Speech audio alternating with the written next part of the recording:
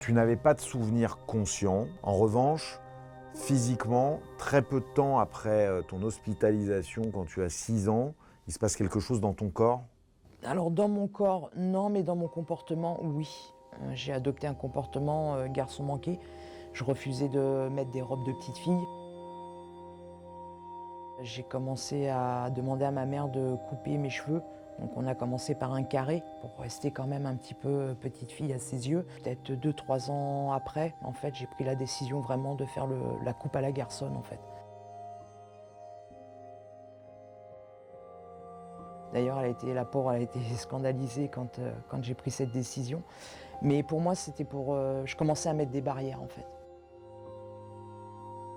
Quel est le lien entre ce que tu as vécu mais dont tu ne te rappelles pas et le fait de vouloir ressembler à un garçon, c'est ça que tu voulais? Ouais.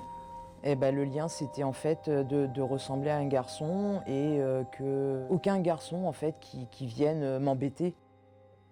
Petite anecdote, hein, j'étais en primaire, il y a un petit garçon qui me courait après, donc je l'ai prévenu une première fois: «C'est bon, tu t'arrêtes». Je le préviens une deuxième fois, la troisième fois, je me suis retourné, j'ai levé le genou, quoi.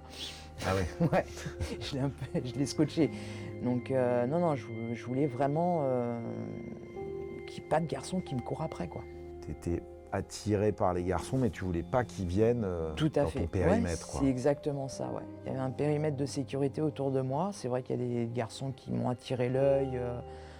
Normal, on a des yeux, donc quand un garçon est joli, on apprécie de le regarder, mais jamais aller au-delà de ça, en fait.